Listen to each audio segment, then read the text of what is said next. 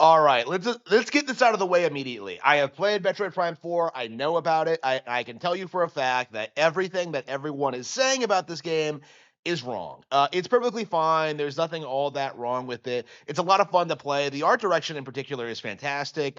The characters are great. Metroid Prime 4 is a really interesting attempt at a fresh take on the series. And I do have to say attempt because in spite of everything I like about this game, like it is a lot of fun to play. Like the environments are really distinct and have a lot going on for them. I do feel like at this point that this game does kind of feel as if it doesn't quite live up to the originals. And it's not for the reasons that people are saying, and it's certainly not to the extent that it's certainly not as bad as they think. Like it's a really interesting situation because I kind of woke up today thinking about this, about how I feel about this game and like where it went wrong and what it's doing wrong. Because like I've put like 4 hours or so into it at this point, and I'm still not entirely sure how I feel about it. Like it's a really interesting title because on the surface it feels like very similar to the original Metroid Primes, and yet they add a bunch of new aspects to it that just feel uh mixed. Okay, there are some things that work really really well. There are some things that are really really cool, like the psychic powers, the puzzle solving, like and then you have like stuff like Viola, and you have like the open world, which are just terribly implemented and like just kind of amateurish. And you kind of think about where all this came from and what they were trying to do, and it kind of dawns on me. It kind of dawns on you when you think about it enough is that what they were trying to do with this game's pacing and its structure was that they were trying to make it more nonlinear. Like this isn't really like an open world game in the traditional sense. It has like one open zone where you go around on the bike, and you're like you go from area to area, and the open zone is not fun to traverse. The bike is complete shit. It handles like it's from No More Heroes, and like there's nothing fun or interesting about it at all. Like you have this bike that's not fun to use, that you ride around in this empty desert. Yeah, for those of you who like love to cry about Breath of the Wild being completely empty, yeah, this is so much worse. Like you go around the desert, uh, you you get to the next area, and it's just like, what is the point of all this? Well, the point is to make it more nonlinear, or an attempt to make it more nonlinear. Like you can like there have been so many times where like I'm going around in this game and I'm like engaging with the environment and trying to figure out what to do next, and I've realized that there's nothing I can do and that I have to leave and go somewhere else.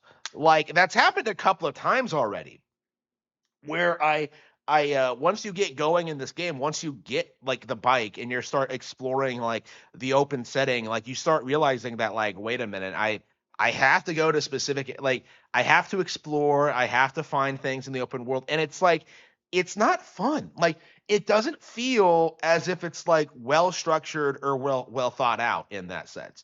Like honestly, the open world aspects are what really holds this game back, because when you're actually in the more linear segments, when you're actually doing things like like in the more structured environments, then the game becomes more interesting. Like the puzzle solving in this game is actually far better than it ever has been before in a Metroid Prime. Like you interact with the environment in lots of interesting ways. There's lots of cool looking machinery. There's all these like really interesting like set pieces, where you have to escape like lightning bolts as like a morph ball, and like there's one segment where you're basically inside like a 3D printer. Like there's all this creativity and all this stuff in the individual areas. And then you get to the open world, and it just you spend a couple of minutes just like driving across it, and it's like it's not fun, it's not interesting. So like why is it in the game? Is just my, like, I was shocked honestly at like how unpolished the bike segments feel, especially because like this was the big thing they decided to emphasize. This is the thing they wanted to focus on instead of like the psychic powers and like the setting and like everything this game does well. Like, oh, like the bike. Ooh. And like the bike is the single worst thing to ever happen to any Metroid game. It's interesting because like the sum of this game's parts, like it's very, very, very good. But then you look at stuff like the bike, and it just comes off as like as an individual aspect of it, and it's just unbelievably trash. It's like as bad or worse than the Batmobile in Arkham Knight. And I wouldn't be surprised if that was actually like the inspiration for this, because it kind of functions the same way, where you press a button and it comes out of nowhere and you just use it to solve some basic puzzle that you should be able to use yourself. Like it's like the bike is serves no purpose fundamentally. Like all they would have had to do is just give you the ship and then just have you fly across the desert to your locations. And that would mean like having to give you a level select screen, and that's something that like certain people like have an issue with. Like I still see people like seethe about like Luigi's Mansion Dark Moon having a level select screen, and that was Kino.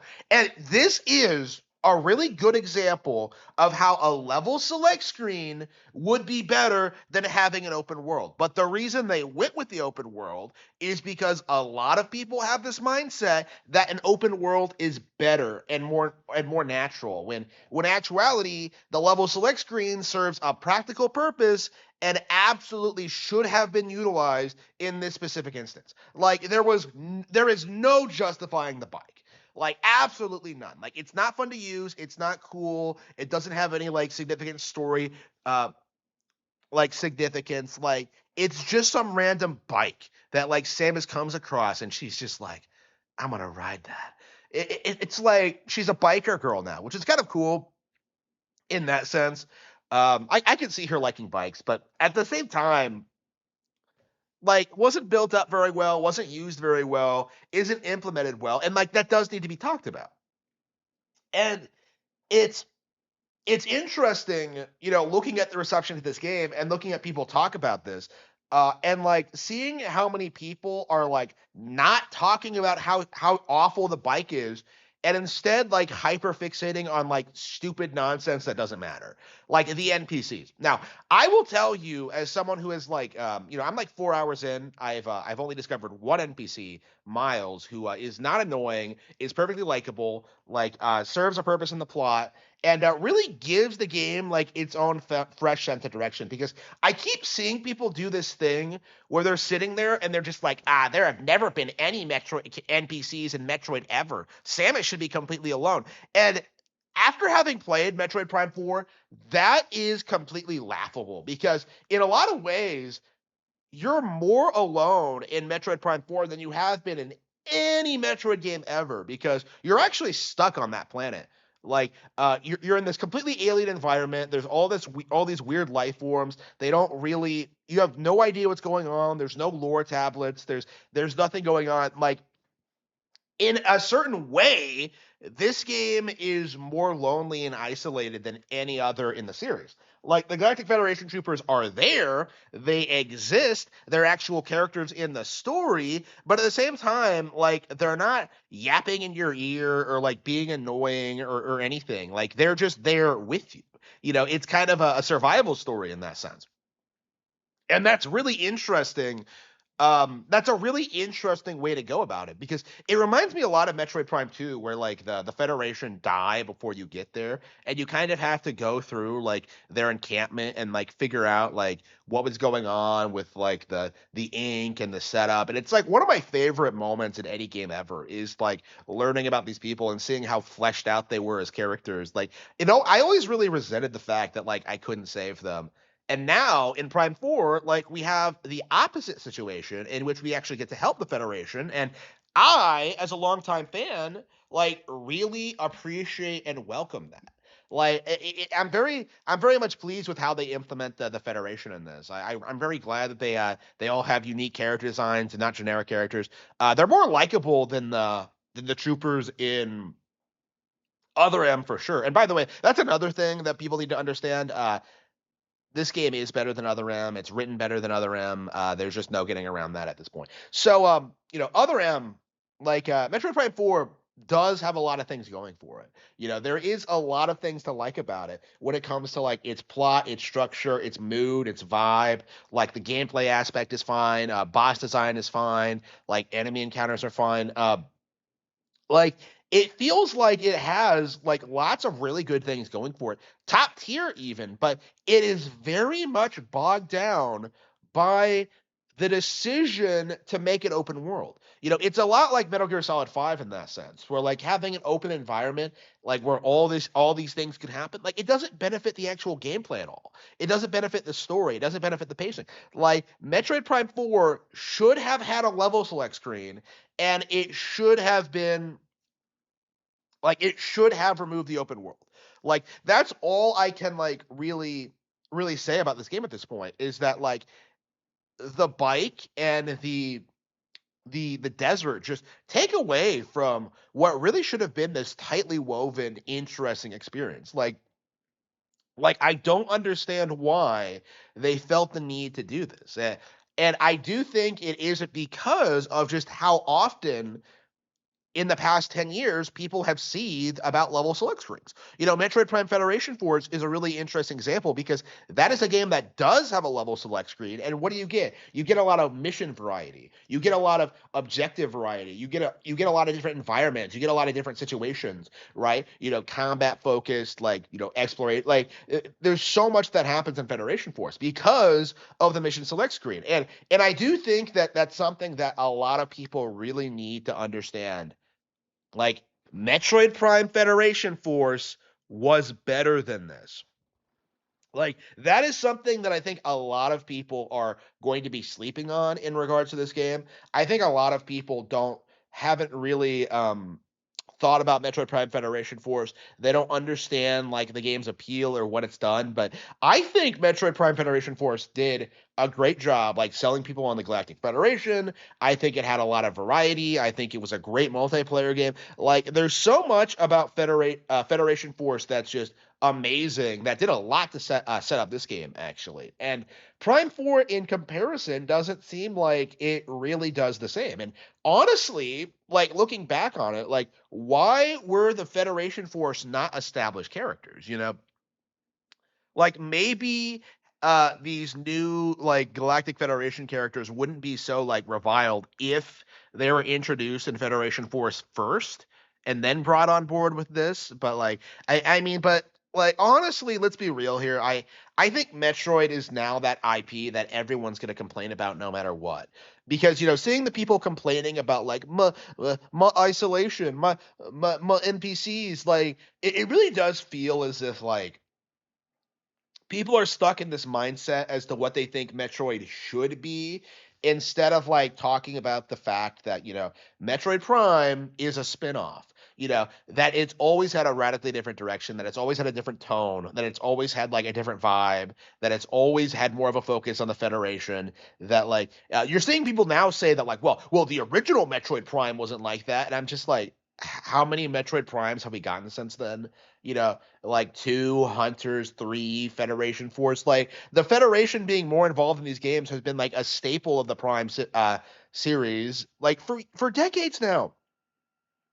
And you're still seeing people sitting there complaining about like NPCs and like not the actual gameplay and like what it does. Like there's just I I do feel like Metroid Prime 4 is underwhelming in certain respects. There's certainly things you can talk about like that don't live up to expectations that are kind of disappointing, but like at the end of the day, I think the game is very very well made and very very engaging. It's definitely better than the AAA slop that a lot of people are comparing it to. Like I see a lot of people doing this thing where they're just like, "Oh, it's no different than the other AAA games," and that's just very observably not true.